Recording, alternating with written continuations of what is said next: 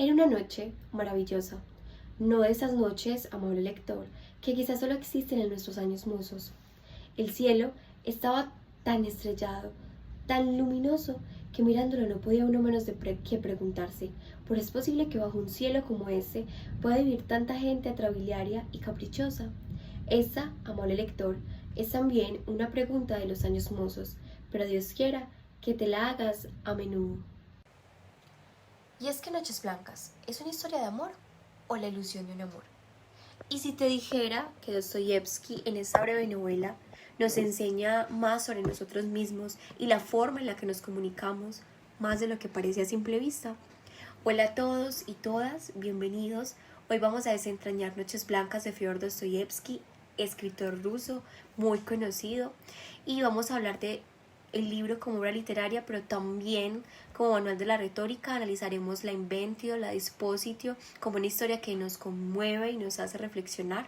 Noches Blancas es la historia, por un lado, de un soñador de San Petersburgo que durante 4 noches va a conocer a Nastienka y vive un amor fugaz e idealizado. No sé usted, pero yo desde la página 1 me encuentro en una experiencia inmersiva. Este espacio de ficción que se da en la escritura, y particularmente con este personaje, genera una ilusión de presencia, una utopía de cercanía. A mi parecer es en lo que me hablas a mí, que es el texto que estamos abordando, señala como la esencia misma de la retórica, el poder de la palabra para quebrar la distancia y hacernos creer, aunque sea por un instante, que quien escribe nos habla a nosotros solos, ¿cierto?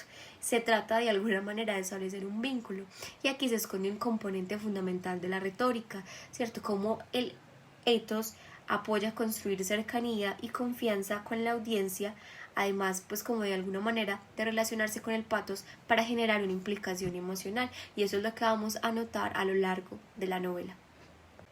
Para comenzar, vamos a hablar del primer concepto de la retórica, inventio, la cual está compuesta por patos, etos, logos. Resulta que la retórica clásica llama inventio al arte de encontrar qué decir. Ese es siempre el inicio de todo discurso y también de toda escritura. No se trata solo de elegir un tema, sino de hallar la manera de presentarlo. Les pregunto, ¿de qué sirve hablar si no hemos descubierto aún el modo de despertar la resonancia en ese otro que nos lee? Ya se los decía hace algunos momentos. Dostoyevsky nos ofrece ejemplos de inventio desde la primera página. El soñador, con su fórmula tan íntima, amable lector, nos invita a compartir su mundo. Allí se revela la primera estrategia, ¿sí? Convertirnos en cómplices, acercarnos con un gesto de cortesía que nos hace sentir parte de su confesión. Vamos entonces a hablar del etos como el primer elemento.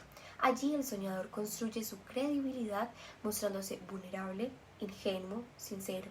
Nos gana porque no pretende ser perfecto, se comienza tal como es. Se puede ver como el narrador modela su relación con la audiencia, con nosotros, sus lectores. Y es que no lo han notado, a los hombres buenos les creemos de modo más pleno y con menos vacilación. Aquí el efecto retórico es desde la intimidad y la humildad. Él lo sabe, instintivamente su voz nos engaña, su sinceridad nos abre las puertas a la lectura del texto. Si continúa el hilo del discurso, sabe que el siguiente elemento a abordar es el patos. Y en esta tenemos una consigna. No son los hechos lo que cambian el comportamiento de la gente, es la emoción la que cambia su comportamiento. Precisamente esta novela corta es un torbellino de emociones. La soledad del narrador por la ilusión de Nastenka, la dulzura del amor correspondido, aunque sea fugaz, y finalmente el dolor del abandono. Cuando discutía precisamente con mis estudiantes del grado 11 esta obra, nos permitíamos opinar desde dos bandos, los que defienden a Nastienka y los que defienden al soñador. Lo que realmente se activa es nuestra empatía, nuestra capacidad de sentir con los personajes. Eso es lo que hace una buena obra y es lo que hace un buen discurso. Los primeros alegaban que ella actuaba con frialdad, que jugaba con los sentimientos de quien solo sabía entregarse con todo su corazón. Los segundos, en cambio, sostenían que el soñador era demasiado ingenuo, incapaz de ver los signos evidentes de una mujer que siempre había hablado con claridad. Quienes acusan a Nastienka de mi grado decían que la frialdad los movía, ¿cierto? Por la compasión hacia el soñador.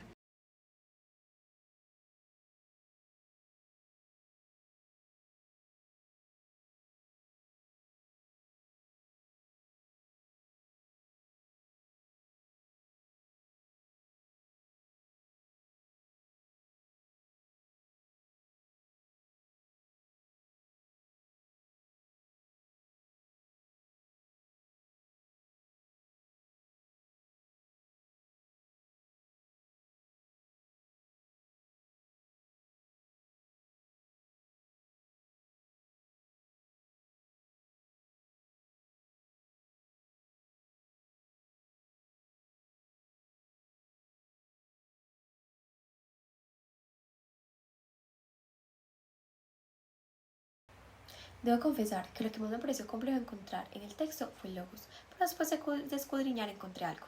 Aunque pareciera que la historia está dominada por sentimientos, también está llena de reflexiones lógicas. El soñador analiza la rutina, la ciudad, la monotonía de la vida, la diferencia entre soñar y vivir. Son argumentos que sostienen la trama y de alguna manera nos invitan a pensar. El logos de Noches Blancas no se manifiesta como un argumento lógico o científico, sino como la estructura interna de la fantasía del soñador.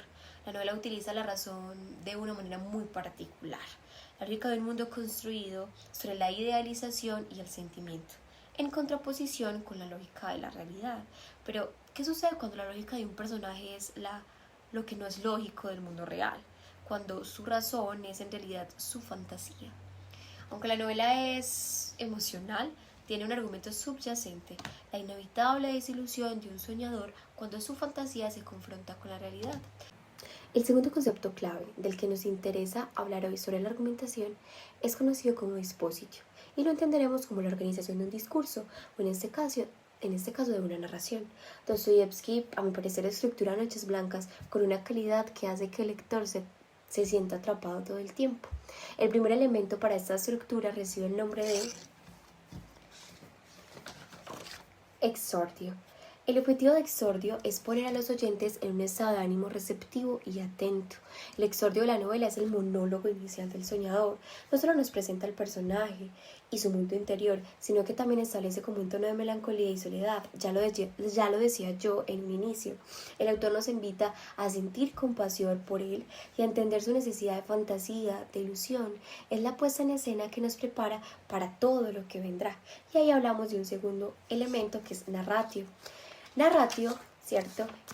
Nos pregunta por el cuándo y el cómo de las cosas. Esta parte inicial de los hechos comienza con el encuentro entre el soñador y Nasienka en el puente y se va desarrollando a lo largo de 4 noches.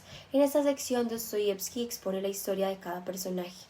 Personaje A, Nasienka, cuenta su vida con su abuela, su amor con el inquilino y su desesperación. Personaje B, el soñador describe la vida de fantasía y soledad que lleva, y esta exposición mutua de sus vidas es lo que construye un vínculo entre ellos. El tercer elemento es divicio.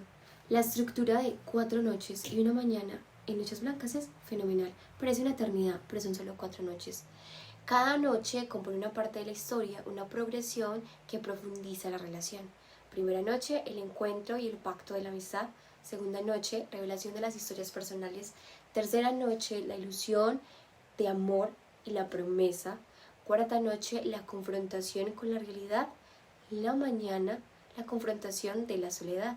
Esta división permite de manera clara y que el autor controle el ritmo narrativo y que también controle nuestra emoción. Luego está probatio. Aquí hablamos de las pruebas y como ya sabemos que no se trata tanto de pruebas lógicas, si hay unas pruebas emocionales. La prueba aquí es que el amor real para el soñador es la misma existencia de Nasienka, su cercanía y sus promesas.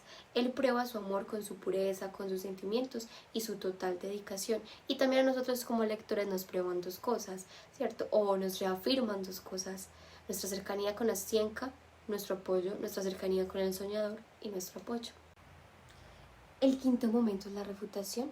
Es el momento en el que el creador refuta los argumentos, ¿cierto? Se opone para probar el suyo.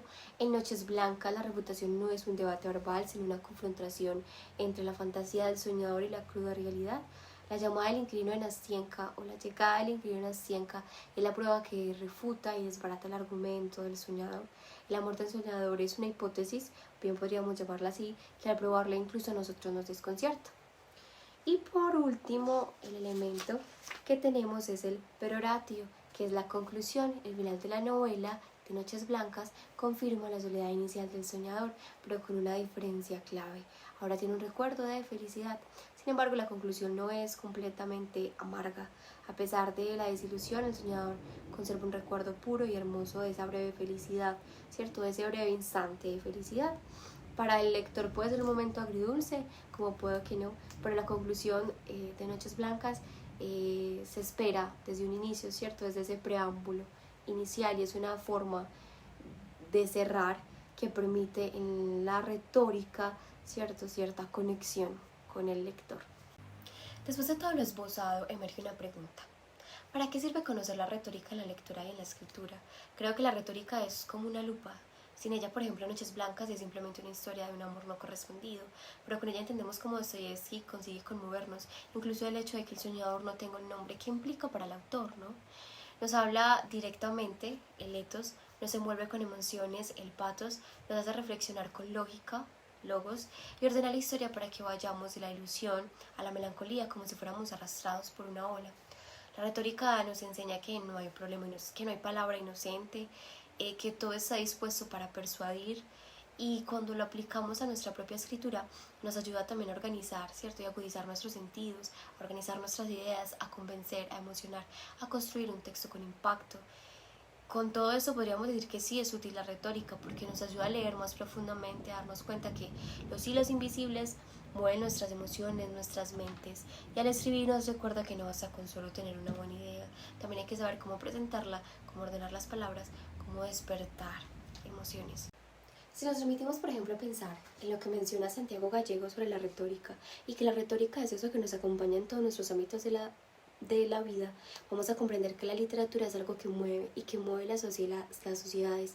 Cuando hablo de hecho con mis estudiantes de lo que es la literatura, les digo que es algo que perdura en el tiempo, y hablamos de cómo esto logra tener un componente anacrónico. Pues bueno, precisamente esos son los alcances de los discursos, de las palabras, y esto nos permite comprender, bueno, entender sus componentes y su estructura, nos permite mirar cómo funcionan las palabras y cómo eso va tejiendo sentido, y cómo eso nos permite construir o deconstruir en nuestra sociedad.